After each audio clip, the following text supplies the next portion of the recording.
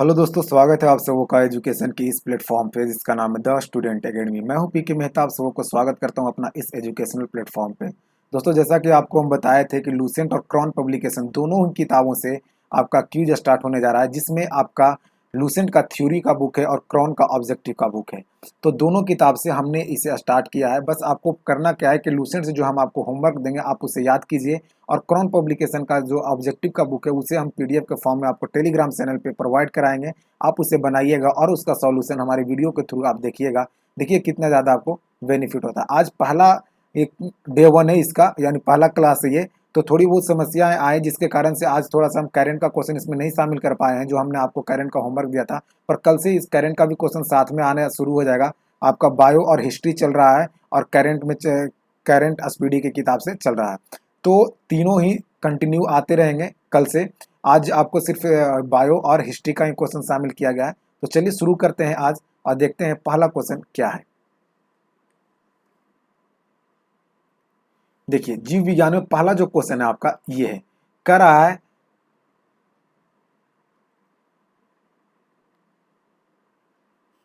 जैविक जगत में होने वाले कार्य, गुण व पद्धति के अध्ययन के इस ज्ञान को मशीनी जगत में उपयोग करने को क्या कहते हैं। क्वेश्चन में कहा गया है कि जैविक जगत में होने वाले कार्य, गुण व पद्धति के अध्ययन के इस ज्ञान के मशीनी जगत में इसे क्या नाम से जाना जाता है। तो इसका जो सही आंसर है वो ए नंबर ऑप्शन है, बायोनिक्स बोला जाता है। क्या बोला जाता है? बायोनिक्स बोला जाता है। चलिए दूसरे नंबर क्वेश्चन की बात करें तो दूसरा नंबर क्वेश्चन है कि बीटी कल्चर के द्वारा निम्नलिखित में से कौन सा एक उत्पादित होता है। यानी बीटी कल्चर में किसका अध्ययन किया, सीधा सा बात ये समझिए, है ना। बीटी कल्चर में किसका अध्ययन किया जाता है? तो बीटी कल्चर में अंगूर, आंसर हो जाएगा डी नंबर। केचुआ, वर्मी कल्चर, है ना। चलिए आते हैं अगले क्वेश्चन पे, 3 नंबर क्वेश्चन पे आते हैं। 2 नंबर क्वेश्चन के बाद क्वेश्चन नंबर 3 की बारी। देखिए क्वेश्चन नंबर 3 क्या कह रहा है। क्वेश्चन नंबर 3 कह रहा है कि जेनेटिक्स निम्न में से किसका अध्ययन है। जेनेटिक्स में किसका अध्ययन किया जाता है? तो आपको पता है कि जेनेटिक्स में किसका अध्ययन किया जाता है। तो जेनेटिक्स में जो अध्ययन किया जाता है वो आनुवांशिकता और विचरण का अध्ययन किया जाता है। आंसर हो जाएगा इसका डी नंबर। तो ध्यान रखना है, जेनेटिक्स में किसका अध्ययन किया जाता है? अनुवांशिकता का अध्ययन किया जाता है। हम थ्योरी आप पढ़ चुके हैं, इसलिए इस क्वेश्चन में हम एक्सप्लेनेशन यानी डिस्कशन जो है वो नहीं के बराबर करेंगे। सीधा सीधा क्वेश्चन का आंसर बताया जाएगा और आगे बढ़ेंगे, ठीक है। हमारा जो मॉर्निंग शिफ्ट में जो आता है टेस्ट, उसमें हम एक्सप्लेनेशन करते हैं और डिस्कशन कराते हैं। उसमें पूरे डिटेल्स जाते हैं, हर क्वेश्चन पे बात करते हैं कि किस प्रकार से इस क्वेश्चन का आंसर किया जाए और क्या उसके क्वेश्चन और बनते हैं उससे संबंधित। पर यहाँ पे होमवर्क सीरीज चल रहा है तो होमवर्क सीरीज में आपको ज़्यादा डिफाइन नहीं किया जाएगा, बस आपको थ्योरी पढ़ा हुआ है, आप सीधा सीधा ऑब्जेक्टिव क्वेश्चन को बनाइए। चलिए 4 नंबर क्वेश्चन क्या करा है कि रेशम कीट पालन को क्या कहते हैं। रेशम कीट पालन को क्या बोला जाता है? तो रेशम कीट पालन को क्या कहेंगे? सेरीकल्चर। आंसर क्या हो जाएगा? सी नंबर, सेरीकल्चर कहेंगे। एपी कल्चर किसे कहेंगे? मधुमक्खी पालन, ये जी मधुमक्खी पालन को। हॉर्टिकल्चर में क्या अध्ययन किया जाता है? हॉर्टिकल्चर में बागवान यानी बागानों का अध्ययन यानी उद्यानों का ये अध्ययन किया जाता है हॉर्टिकल्चर में। और फ्लोरिकल्चर में फलों से संबंधित अध्ययन, ये फूलों से संबंधित अध्ययन किया जाता है। आइए क्वेश्चन नंबर 4 के बाद क्वेश्चन नंबर 5 पे आते हैं। देखिए क्वेश्चन नंबर 5 क्या कर रहा है। क्वेश्चन नंबर 5 कह रहा है कि जंतु विज्ञान के अध्ययन को कहते हैं, यानी करता है, यानी जंतु विज्ञान अध्ययन करता है। किसका अध्ययन करता है? जंतु विज्ञान। तो जंतु विज्ञान जो है वो जीवित और मृत जानवर दोनों को अध्ययन करता है, यानी वो जीवित हो या मृत हो दोनों का अध्ययन जंतु विज्ञान के अंतर्गत किया जाता है। चलिए 6 नंबर क्वेश्चन को क्या है देखते हैं। सर्पों के विष में जानकारी प्राप्त करना क्या कहलाता है? यानी सांपों का जो विष होता है उसका अध्ययन क्या कहलाता है? तो सांपों का विष के अध्ययन को क्या बोलते हैं, ये आपसे पूछा गया है। क्या उसे सर्पेटोलॉजी बोलते हैं या फिर हर्पेटोलॉजी बोलते हैं? क्या बोलते हैं? तो उसे बोलते हैं सर्पेटोलॉजी। क्या बोलते हैं? सर्पेटोलॉजी। लेकिन यही पूछेगा कि सांप का अध्ययन क्या कहलाता है, तो ओफियोलॉजी। क्या बोलेंगे? ओफियोलॉजी। सांपों का अध्ययन क्या कहलाता है? ओफियोलॉजी। जबकि सांपों के विष के अध्ययन को क्या बोलते हैं? सर्पेटोलॉजी। उसी प्रकार से और भी क्वेश्चन आते हैं, जैसे पोमोलॉजी में किसका अध्ययन किया जाता है? फलों का अध्ययन किया जाता है ना। पोमोलॉजी में फलों का अध्ययन लेकिन फ्लोरिकल्चर में किसका अध्ययन किया जाता है? तो फल को उत्पादन करने का अध्ययन किया जाता है। ये ध्यान रखिएगा कि आपसे पूछा जा रहा है क्या है। ठीक है, चलिए आते हैं 6 नंबर क्वेश्चन के बाद क्वेश्चन नंबर 7 पे। क्वेश्चन नंबर 7 देखिए क्या करा है कि वृद्धावस्था एवं काल प्रभाव के विषय के ज्ञान प्राप्त करने की विधि क्या कहलाती है? यानी वृद्धावस्था से संबंधित जो अध्ययन किया जाता है उसे क्या कहा जाता है? तो उसे कहा जाता है जेरेंटोलॉजी। आंसर हो जाएगा बी नंबर। बी नंबर इसका विकल्प सही है। वृद्धा अवस्था और काल प्रभाव के अध्ययन को क्या कहते हैं? जेरेंटोलॉजी कहते हैं। चलिए आइए 8 नंबर क्वेश्चन क्या करा है? कीट संवर्धन क्या है? कीट का संवर्धन करने का मतलब है कीटों की वृद्धि करने वाले विज्ञान को कीट संवर्धन कहते हैं। यानी आंसर ए इसका सही आंसर है। 8 नंबर के बाद क्वेश्चन नंबर आइए 9 पे। क्वेश्चन नंबर 9 क्या कर रहा है? मधुमक्खी का उपयोग किया जाता है। यानी मधुमक्खी का उपयोग किया जाता है किस में? तो मधुमक्खी का यानी अध्ययन जो है वो क्या कहलाता है? वो सीधा सीधा समझिए आप। तो मधुमक्खी का अध्ययन क्या कहलाता है? PC culture. आंसर हो जाएगा क्या? D number. टिश्यू कल्चर में किसका अध्ययन करता है? उत्तक का। उत्तकों का अध्ययन क्या कहलाता है? सॉरी, ये पीसी कल्चर में मत्स्य का ना, एपी कल्चर। मधुमक्खी का पालन, ये मधुमक्खी का अध्ययन क्या कहलाएगा? AP culture. और पीसी कल्चर में किसका? मत्स्य पालन का अध्ययन। और टिश्यू कल्चर में किसका? उत्तक का अध्ययन, है ना। चलिए आइए अगले क्वेश्चन पे। 9 नंबर के बाद क्वेश्चन नंबर 10 पे। क्वेश्चन नंबर 10 देखिए क्या कह रहा है। मिलाना है सूची 1 को सूची 2 से मिलाना है। कर पक्षी का अध्ययन क्या कहलाता है? तो पक्षियों का अध्ययन हो जाएगा ऑर्निथोलॉजी। वंशगतीय का अध्ययन क्या कहलाएगा? जेनेटिक्स। पर्यावरण से संबंधित अध्ययन क्या कहलाएगा? तो इकोलॉजी ये। और जीवाश्मों का अध्ययन क्या कहलाएगा? Paleo biology. पेलियो बायोलॉजी क्या कहलाएगा? जीवाश्मों का अध्ययन। तो 1 का 3 ये हो गया। और कहाँ पे 1 का 3 मिल रहा है? 1 का 3 और कोई नहीं मिला, यानी आंसर आपका बी नंबर पे सही आ जाएगा। चलिए आइए अगले क्वेश्चन पे 11 नंबर पे। 11 नंबर क्वेश्चन करा है, निम्न में से विमेल को छाटें। फिजियोलॉजी, साइकोलॉजी, बैक्टीरियोलॉजी और पैथोलॉजी। देखिए साइकोलॉजी ये शैवालों का अध्ययन जो होता है उसे बोलते हैं फाइकोलॉजी। फाइकोलॉजी में शैवालों का अध्ययन किया जाता है, जबकि ये सभी किसी न किसी के अध्ययन से संबंधित है। तो आंसर जो इसका होगा बेमेल कौन सा छटेगा? B number. चलिए आइए क्वेश्चन नंबर 12 पे। 12 नंबर क्वेश्चन क्या करा वो देखिए। करा है पेडोलॉजी में निम्न में से किसका अध्ययन किया जाता है? तो पेडोलॉजी में अध्ययन जो किया जाता है वो मृदा का अध्ययन किया जाता है। किसका अध्ययन किया जाता है? मृदा का अध्ययन किया जाता है। बी नंबर सही इसका आंसर। चलिए अब आते हैं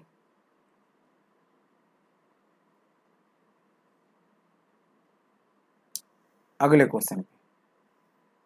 13 नंबर क्वेश्चन के बाद 13 नंबर क्वेश्चन ना, निम्नलिखित में से कौन सा एक सही सुमेलित नहीं है? यानी कौन सा एक है जो सही सुमेलित नहीं है? फूलों की खेती फ्लोरिकल्चर सही है। फलों की खेती क्या कहलाता है? एग्रो। फसलों की खेती एग्रोनॉमी। सब्जियों की खेती हॉर्टिकल्चर। और फलों की खेती क्या कहलाता है? पोमोलॉजी। नहीं, फलों की जो खेती कहलाता है वो क्या कहता है? फ्लोरिकल्चर। पोमोलॉजी में किसका अध्ययन किया जाता है? तो फलों का अध्ययन किया जाता है।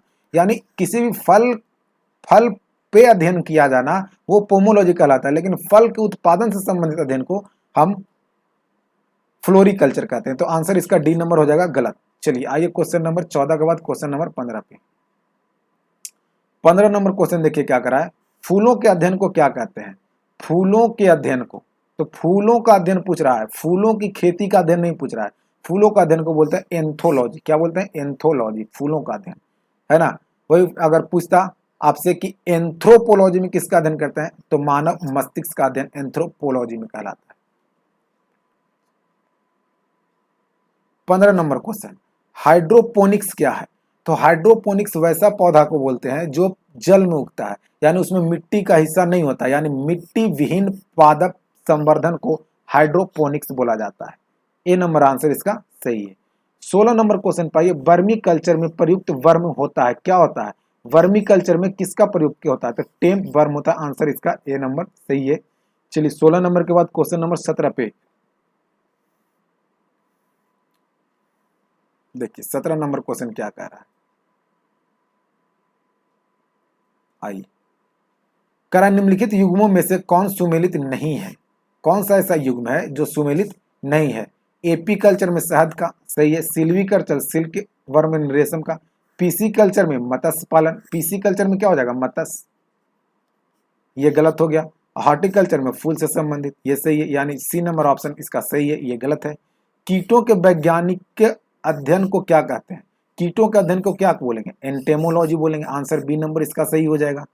चलिए आइए क्वेश्चन नंबर 18 के बाद 19 नंबर। 19 नंबर क्वेश्चन क्या करा है, अस्थियों का अध्ययन विज्ञान के किस शाखा के अंतर्गत किया जाता है। तो अस्थियों का अध्ययन किसके अंतर्गत किया जाता है, ऑस्टियोलॉजी के अंतर्गत। ए नंबर इसका आंसर सही हो जाएगा।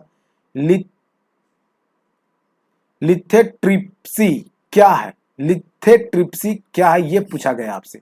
तो 20 नंबर क्वेश्चन का आंसर क्या होगा सही, लिथोट्रिप्सी जो है वो गुर्दे के पथरी जो होता है, गुर्दा में जो पथरी बन जाता है उसे किरणों के द्वारा जो तोड़ा जाता है उसी को बोलता है लिथोट्रिप्सी। और इसमें लेजर का प्रयोग किया जाता है। जो किडनी या गुर्दा में जो पथरी हो जाता है उसे बिना ऑपरेशन के जरिए उसे तोड़कर निकाला जाता है, उसमें लेजर का प्रयोग करते हैं, लेजर किरण का, LESAR, light amplification simulated emission and radiation, है ना। TH मेहमान के द्वारा इसका खोज किया गया था।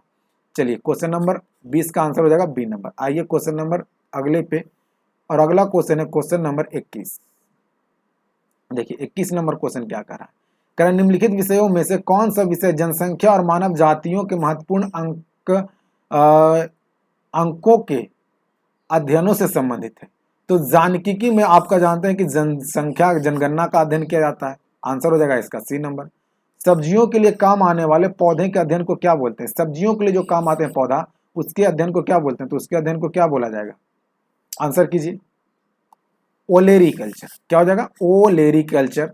ये थे जीव विज्ञान के जो टॉपिक देगा तो उससे 22 क्वेश्चन। अब आइए इतिहास के क्वेश्चन पे, धीरे धीरे इसमें और सुधार किया जाएगा, आपको अच्छे फॉर्मेट में क्वेश्चन प्रोवाइड कराया जाएगा।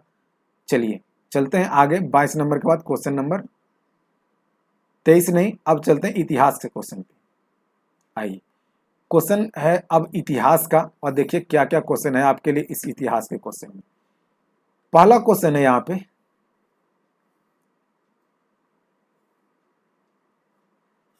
पहला क्वेश्चन करा एरन और नगदा किस संस्कृति के प्रमुख स्थल है।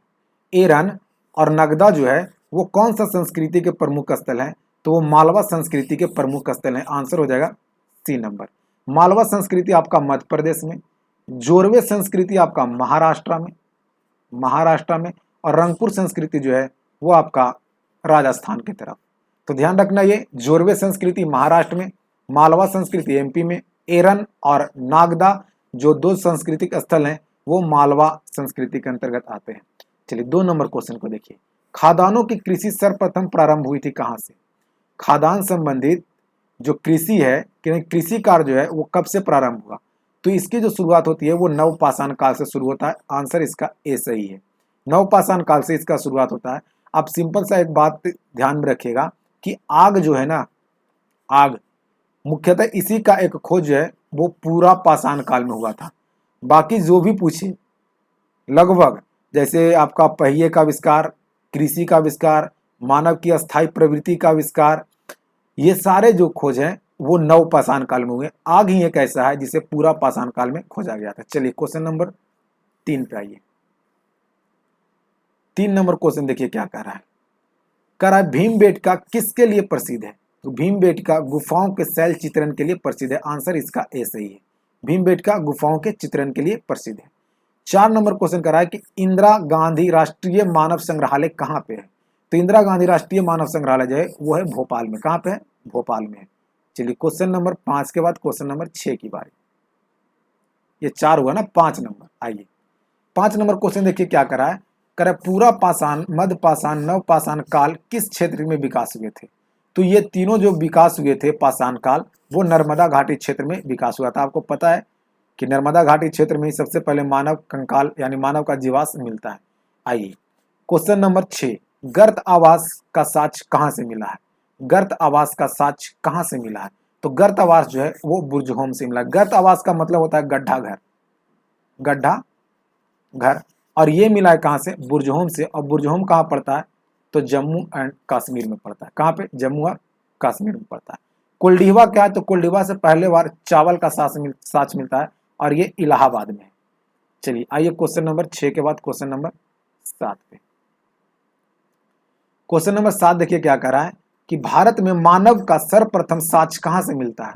तो भारत में सर्वप्रथम मानव का जो साच है, भारत में सर्वप्रथम मानव का जो साच है वो नर्मदा नदी घाटी से मिलता है। आंसर इसका डी नंबर होगा। चलिए 8 नंबर क्वेश्चन क्या कर रहा है, भीमबेटका की गुफा कहां पे स्थित है? तो भीमबेटका का जो गुफा है वो मध्य प्रदेश से 26 किलोमीटर दूरी पर एक जिला है। ये भोपाल, मध्य प्रदेश के भोपाल से 26 किलोमीटर की दूरी पर एक और जिला है जिसका नाम है अब्दुलगंज रायसेन। क्या नाम है? अब्दुलगंज रायसेन। यहीं पे है भीमबेटका। भीमबेटका ये नव पाषाणकालीन गुफा है। नव पूछा गया ये क्वेश्चन कि भीमबेटका गुफा है जो किस काल में निर्मित है? तो नव पाषाणकालीन गुफा है ये। विंध्य पर्वत पे इसे कट करके बनाया गया है ना। तो ध्यान रखना है भीमबेटका। और श्रीधरन, नाम याद रखेगा, श्रीधरन इसके खोज करता है। तो ये सारे चीज याद रखिएगा, जो आपको नहीं मिलता है वो चीज हम बताते हुए चलते हैं कि नवपाषाणकालीन ये आप गुफा था, विंध्य पर्वत पे ये गुफा बनाया गया, विंध्य पर्वत में श्रीधरन इसके खोज करता थे। चलिए आइए क्वेश्चन नंबर 9 पे। 9 नंबर क्वेश्चन देखिए क्या करा है, भारतीय उपमहाद्वीप में कृषि की प्राचीनतम साक्ष कहां से मिलता है? तो भारतीय उपमहाद्वीप में कृषि का जो प्राचीनतम साक्ष्य मिलता है वो मेहरगढ़ से मिलता है। और मेहरगढ़ वर्तमान में बलूचिस्तान में, कहां पे है? बलूचिस्तान में। ठीक है, ध्यान रखना है। प्राचीनतम साक्ष्य कहां से? तो ये मेहरगढ़ के बलूचिस्तान से। आइए आगे नेक्स्ट क्वेश्चन है 10 नंबर, कह रहा है कि नवदा टोली किस राज्य में स्थित है?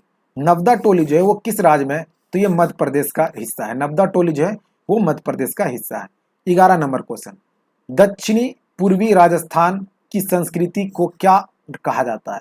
तो दक्षिणी पूर्वी जो राजस्थान है उसकी संस्कृति को आहार संस्कृति कहा जाता है। आहार संस्कृति आंसर हो जाएगा डी नंबर। चलिए 11 नंबर के बाद क्वेश्चन नंबर 12 पे। 12 नंबर क्वेश्चन देखिए क्या कर रहा है, करे पशुओं को पालतू बनाए जाने की प्राचीनतम साक्ष्य किन दो स्थानों से प्राप्त होता है? पशुओं को प्राचीनतम वो साक्ष्य कहां से प्राप्त होता है जहां से इसे पालतू बनाने का साक्ष्य मिला है? तो ये जो साक्ष्य मिला है वो बागोर और आदमगढ़ से मिला है। कहां से? बागोर और आदमगढ़ से मिला है। ए नंबर आंसर हो जाएगा 12 नंबर का। 13 नंबर क्वेश्चन है कि भारतीय पुरातात्विक सर्वेक्षण निम्न में से निम्नलिखित विभाग मंत्रालय से किसका संकलन कार्य है? यानी पुरातात्विक संबंधी कार्य को कौन देखता है? सीधा सा ये बात पूछा जा रहा है। तो इसके कार्य देखने वाला है संस्कृति मंत्रालय के द्वारा ये काम देखा जाता है पुरातात्विक संबंधी। चलिए 13 नंबर के बाद क्वेश्चन नंबर 14 की बारी। 14 नंबर क्वेश्चन क्या कर रहा है, निम्नलिखित में से कौन सा स्थान प्रौग ऐतिहासिक चित्रकला के लिए प्रसिद्ध है? प्रौग ऐतिहासिक चित्रकला के लिए कौन सा स्थान प्रसिद्ध है ये पूछा जा रहा है। तो चित्रकला के लिए कौन सा स्थान प्रसिद्ध है? भीमबेटका आंसर हो जाएगा बी नंबर। नेक्स्ट करा है बृहत पाषाण स्मारकों की पहचान की गई है। तो बृहत पाषाण में स्मारक की जो पहचान की गई है वो किसके तौर पर की गई? तो स्मारक कहाँ पे बनाए जाते हैं? जहाँ पे आपका ये मृत्यु हो जाने के बाद तो मृतक के दफनाने के स्थान के रूप में वहां पे पहचान की गई है बृहत पाषाण काल में स्मारकों को। चलिए क्वेश्चन नंबर 16 पे आइए। 16 नंबर क्वेश्चन क्या कर रहा है, मानव द्वारा सर्वप्रथम प्रयुक्त अनाज क्या था? तो मानव द्वारा सर्वप्रथम प्रयुक्त जो अनाज था, देखिए यहां पे थोड़ा सा आपको समझना है कि मानव द्वारा प्रयुक्त पूछा गया है, अनाज कौन था? प्रयुक्त अनाज पूछा गया है, ना कि मानव द्वारा सर्वप्रथम कृषि के लिए प्रयोग किया गया अनाज क्या ये पूछा गया है। तो कृषि के लिए सबसे पहले जो अनाज का प्रयोग किया गया था वो था गेहूं और जौ। लेकिन सबसे पहले मानव द्वारा प्रयुक्त अनाज जो किया गया था वो था चावल। चावल को सबसे पहले मानव द्वारा प्रयुक्त किया गया अनाज कहा जाता है, जबकि कृषि कार्यों के लिए सबसे पहले प्रयोग जो किया गया था वो गेहूं और जौ था। ध्यान रखिएगा ये क्वेश्चन। चलिए 17 नंबर क्वेश्चन पे आइए। करा हड्डी से निर्मित आभूषण भारत में मध्य पाषाण काल के संदर्भ में प्राप्त हुए हैं कहां से? हड्डी से निर्मित आभूषण जो है वो कहां से प्राप्त हुए हैं मध्य पाषाण काल में? तो ये प्राप्त हुआ है महदाहा से। कहां पे? महदाहा से। महदाहा से आंसर बी नंबर सही है इसका। चलिए आइए क्वेश्चन नंबर 18 पे। 18 नंबर क्वेश्चन देखिए क्या कर रहा है।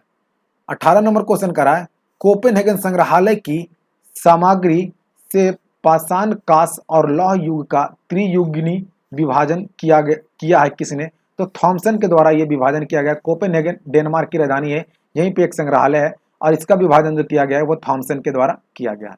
19 नंबर क्वेश्चन, उस स्थान का नाम बताइए जहां से प्राचीनतम अस्थायी जीवन के प्रमाण मिलते हैं।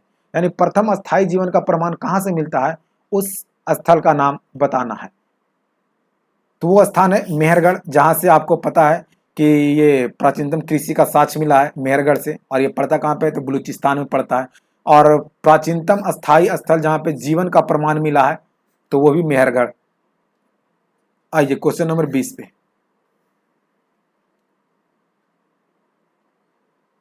क्वेश्चन नंबर 20 कह रहा है कि गौरिक मृतभांड पात्र का काल निम्नलिखित में से किसे माना जा सकता है। तो गौरिक मृतभांड का जो काल है वो 2000 से 1500 ईस्वी पूर्व तक कहा जाता है। आंसर हो जाएगा इसका ए नंबर। गौरी मृतभांड पात्र का जो काल है 2000 से 1500 ईस्वी पूर्व तक। आइए, नवपाषाण युग की समाप्ति के बाद सबसे पहले किस धातु का प्रयोग किया गया था। तो नवपाषाण काल जब समाप्त हुआ तो उसके बाद तांबे धातु का प्रयोग किया गया था। चलिए 21 के बाद क्वेश्चन नंबर 22 पे।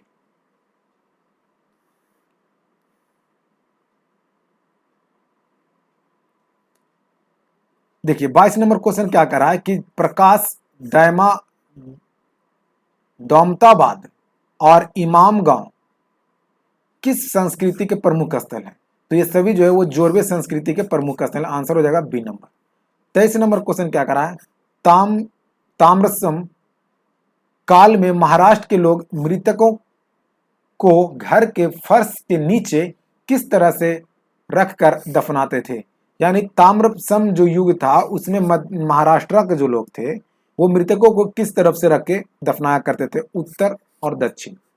चलिए ए नंबर आंसर इसका सही है। क्वेश्चन नंबर 24 पे आइए। 24 नंबर क्वेश्चन देखिए क्या करा है, विंध्य क्षेत्र के किस शिलाश्रय से सर्वाधिक कंकाल मिले हैं। तो विंध्य क्षेत्र का वो शिलाश्रय कौन सा है जहां से सर्वाधिक कंकाल मिले हैं, तो लेखिया से।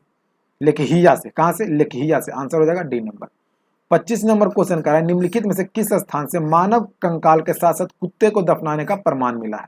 इसके ऑप्शन अगले स्लाइड पे। तो आपका बुर्जहोम से मानव के साथ कुत्ते को दफनाने का प्रमाण कहां से मिला है, बुर्जहोम से। और बुर्जहोम कहां पे है, तो ये जम्मू कश्मीर में। चलिए क्वेश्चन नंबर 26 पे। क्वेश्चन नंबर 26 देखिए क्या कर रहा है, निम्न में से किस एक पुरास्थल पाषाण संस्कृति से लेकर हड़प्पा सभ्यता तक की संस्कृति की अवशेष प्राप्त करता है। तो वो स्थान है मेहरगढ़। यानी पुरातत्व पाषाण काल से लेकर हड़प्पा सभ्यता तक उसकी संस्कृति का विशेषता है वो है मेहरगढ़ से। आइए क्वेश्चन नंबर 27 पे। 27 नंबर क्वेश्चन देखिए, ये मिलान करना है, मिलाइए इसे। देखिए ये क्वेश्चन कर रहा है कि जोरवे संस्कृति का संबंध महाराष्ट्र से है, मालवा संस्कृति का संबंध कौन सा हो जाएगा, मध्य प्रदेश से हो जाएगा, आहार संस्कृति हो जाएगा आपका दक्षिण पूर्व राजस्थान से, और प्रभास संस्कृति कहां से हो जाएगा, गुजरात से हो जाएगा। ये आपको पीछे बताया अभी। चलिए तो इसका आंसर कौन सा हो जाएगा, 1 का 3 और 2 का 4, 1 का 3 और 2 का 4 और 3 का 1, यानी ये ऑप्शन आपका सही है। चलिए क्वेश्चन नंबर अगले पे आते हैं और क्वेश्चन नंबर अगला आइए,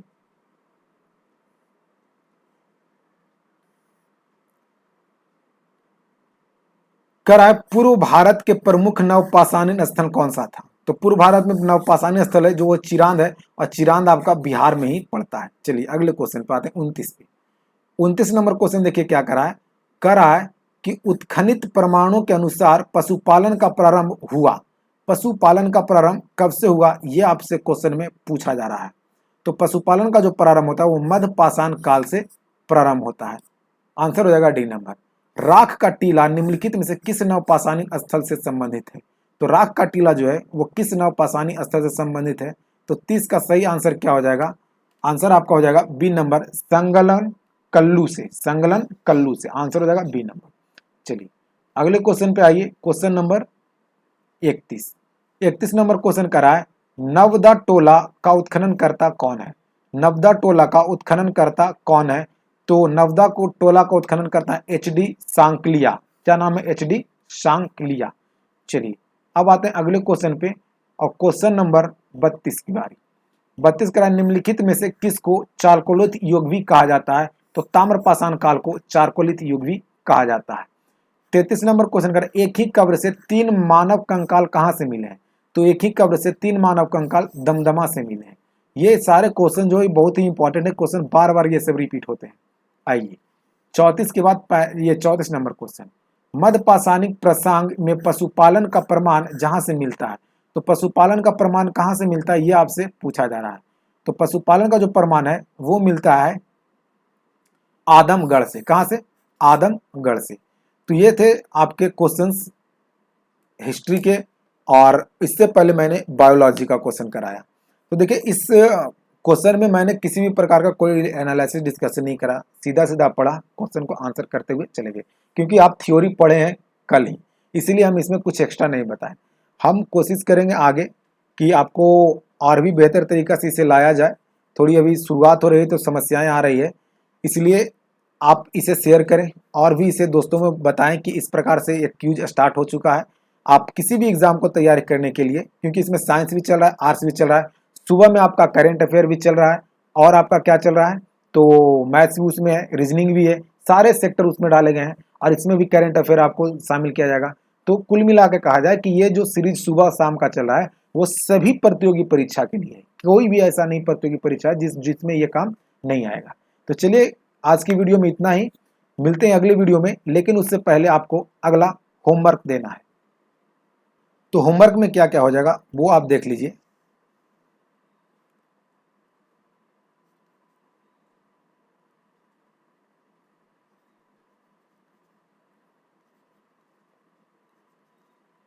होमवर्क में कल आपको याद करके आना है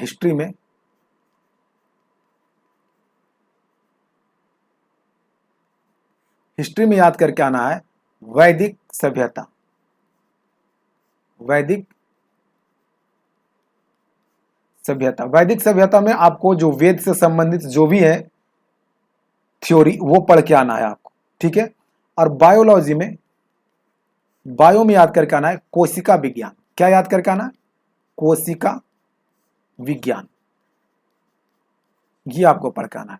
और करेंट में हमने राज्य का राज्यपाल और मुख्यमंत्री दिया था, कल हम उसे भी शामिल कर देंगे क्वेश्चंस को, लेकिन आपको होमवर्क आगे बढ़ेगा, और होमवर्क आगे बढ़ेगा तो कल आपको याद करके आना है केंद्र के मंत्री, केंद्र में जो मंत्री हैं कौन किस पद पे है ये याद करके आना है। तो आपका कल का जो होमवर्क है वो ये है। होमवर्क क्या है? तो हिस्ट्री का वैदिक सभ्यता, बायोलॉजी में कोशिका विज्ञान, और करंट अफेयर में केंद्र के मंत्री और उसके राज्यों से संबंधित जो राज्यपाल हैं वो, ये सारे क्वेश्चंस कल आपको मिलेंगे। तो मिलते हैं अगली वीडियो में। जय हिंद, वंदे मातरम, भारत माता की जय। मिलिए कल सुबह टेस्ट पेपर में जो मॉर्निंग शिफ्ट का आता है।